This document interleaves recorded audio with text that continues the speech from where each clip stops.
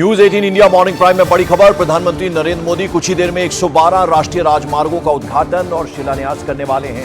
देश के पहले एलिवेटेड एक्सप्रेसवे के 19 किलोमीटर लंबे हरियाणा सेक्शन का उद्घाटन भी प्रधानमंत्री करेंगे। पीएम मोदी ने सोशल मीडिया प्लेटफॉर्म एक्स पर जानकारी दी है, ये इंफॉर्मेशन दी है। इस एक्सप्रेसवे से NH 48 पर दिल्ली और गुरुग्राम के बीच ट्रैफिक को कम करने में मदद मिलेगी।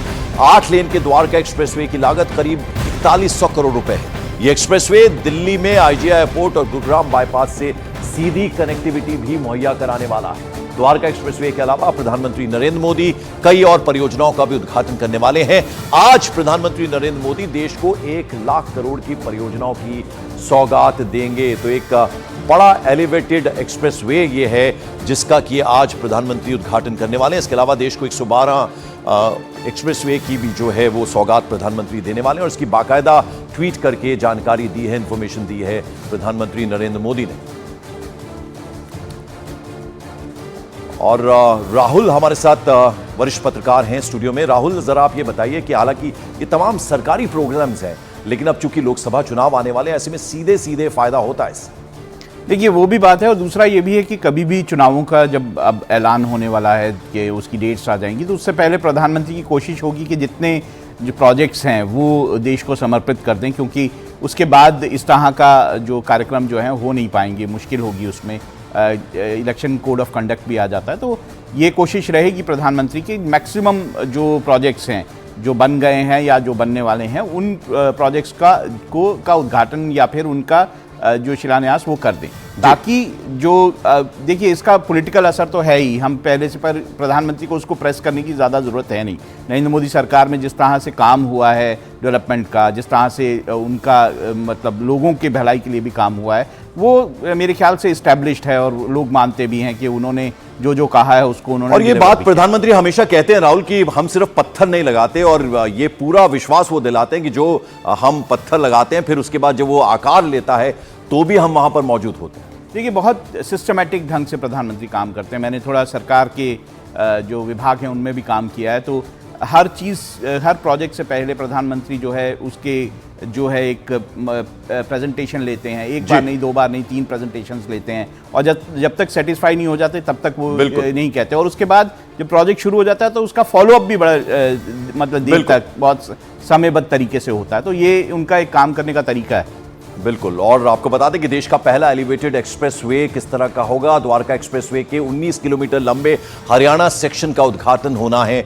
8 लेन का ये द्वारका एक्सप्रेसवे बना है। NH 48 पर ट्रैफिक इससे कम होगा, यानी ट्रैफिक की जो समस्या है वो काफी हद तक सुलझेगी। द्वारका एक्सप्रेसवे की लागत 4100 करोड़ रुपए है। IGI एयरपोर्ट और गुरुग्राम बाईपास से सीधी कनेक्टिविटी देने वाला होगा, टोल फ्री होगा, तो कहीं ना कहीं वो भी फायदा है, राहत है आम लोगों के लिए। अब आपको जरा द्वारका एलिवेटेड एक्सप्रेसवे की खासियत बता दें एक बार।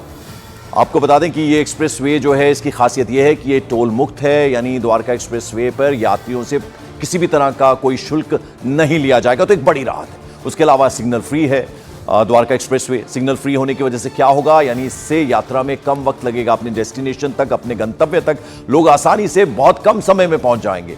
और इसमें कई सारे अंडरपास हैं, आधुनिक तकनीक से, टेक्नोलॉजी से ये बना है, ये भी इसकी खासियत है। तो बेहद ही खूबसूरत अंदर ग्राफिटी का इस्तेमाल किया गया है और बहुत ही कलरफुल जो है इसे बनाया गया है। और राहुल, आप ये बता रहे थे कि प्रधानमंत्री इंश्योर करते हैं कि एक टाइम फ्रेम देते हैं, एक डेट देते हैं। हमने पार्लियामेंट हाउस को देखा, हमने वॉर म्यूजियम देखा, तमाम जितनी भी चीजें हैं, या मंदिर की भी अगर हम बात करें तो एक डेट दे दी थी और फिर सबको ऑन द टोज रहना पड़ता है। बिल्कुल। और देखिए, उनका काम करने का तरीका भी उसी तरह का है कि वो डिलीवरी चाहते हैं।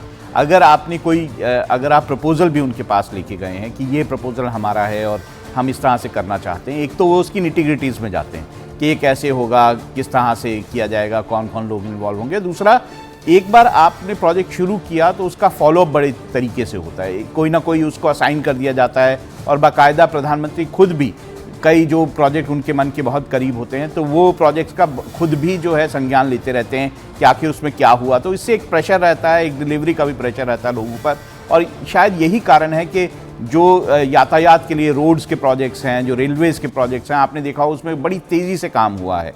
और जो इकोनॉमी का भी जब बात करते हैं तो जो प्रधानमंत्री हैं वो बड़ा ध्यान रखते हैं। आप महंगाई दर की अगर बात ले लें, जिसको बार बार कई बार विपक्ष उठाता रहता है, तब भी आप देखेंगे कि यूपीए के शासनकाल में जो 12-13% तक पहुंच गई थी, बिल्कुल। आज 4 पॉइंट कुछ फीसदी है। तो मुझे लगता है कि इस और जो सरकार का काम है वो बीजेपी की जी। सरकारों में ये रहा भी है कि वो काम जो है डिलीवर करते हैं। बिल्कुल। अब राहुल जरा देख लेते हैं जो आज एलिवेटेड एक्सप्रेसवे की बात करें। मेरे सहयोगी प्रशांत चुरे हमारे साथ है। प्रशांत, क्या कुछ दिखा पाएंगे आप?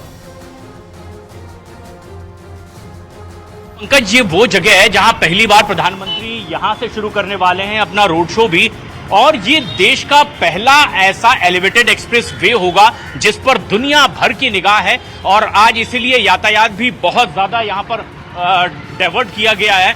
और ये तस्वीरें आप देख पा रहे हैं, यहाँ पर प्रधानमंत्री नरेंद्र मोदी की अगवानी के लिए जगह जगह बोर्ड्स लगाए गए हैं। और ये शिव मूर्ति है यहाँ पर महिपालपुर का, यहाँ पर प्रधानमंत्री नरेंद्र मोदी पहली बार आएंगे और फिर उस एलिवेटेड रोड तक के वहां तक की ये रोड शो करने वाले हैं। रूट डाइवर्ट किया गया है, इसलिए ट्रैफिक जाम भी है। लेकिन खास बात यह है कि यहाँ बड़ा उत्साह देखा जा रहा है, खासतौर पर बीजेपी के कार्यकर्ताओं में भी। और वो इसलिए क्योंकि ये देश का पहला ऐसा एक्सप्रेस हाईवे जहां पर एलिवेटेड है ये। और खास बात यह है कि इसके निर्माण के लिए जिस तरह की तकनीक का इस्तेमाल किया गया है, अंतर्राष्ट्रीय तकनीक का, खुद नितिन गडकरी ये बात कह रहे थे कि ये भारतीय इंजीनियरिंग का एक नायाब नमूना होगा, सिंगल पिलर पर ये बना हुआ। और खास बात ये है कि बताया ये भी गया कि इतना स्टील का इस्तेमाल इसमें किया गया है जो एफिल टावर से 30 गुना ज्यादा है। सीमेंट इतना ज्यादा इस्तेमाल हुआ कि वो बुर्ज खलीफा से करीब 6 गुना ज्यादा सीमेंट इस्तेमाल हुआ। और खास बात यह है कि जो इस वक्त ट्रैफिक देख पा रहे हैं हमारे दर्शक जी, इस ट्रैफिक से निजात मिलेगी इस एलिवेटेड रूट की वजह से। दिल्ली और हरियाणा को जोड़ने के लिए ये सबसे खास भी होगा। और ये एनसीआर में एक बड़ी दिक्कत भी थी। बिल्कुल। तो लेकिन ट्रैफिक की जितनी जो दिव्यता समस्या है और उससे भी निजात दिलाएगा। बहुत बहुत शुक्रिया प्रशांत चुरे इस तमाम अपडेट जानकारी के लिए। तो प्रधानमंत्री कुछ देर बाद इसका उद्घाटन करने वाले हैं और ट्रैफिक जो है उसके लिए बाकायदा एक एडवाइजरी भी जारी की गई है, कहां कहां नहीं जाना ये बताया गया है। आगे बढ़ते हैं। मॉर्निंग प्राइम में बड़ी खबर आपको बता दें, चुनाव आयोग की लोकसभा चुनाव के लिए पर्यवेक्षकों के साथ बैठक शुरू हो गई है। इस बैठक में सामान्य पर्यवेक्षक, पुलिस पर्यवेक्षक और एक्सपेंडिचर पर्यवेक्षक के साथ ये बैठक हो रही है। और दिल्ली के विज्ञान भवन में ये मीटिंग इस वक्त चल रही है। इसमें करीब 2000 पर्यवेक्षक हिस्सा ले रहे हैं। इनमें से कुछ पर्यवेक्षक वर्चुअली भी जुड़े हैं। तो अब चूंकि तैयारियां किस तरह की गई हैं लोकसभा चुनावों को लेकर, इसलिए ये काफी महत्व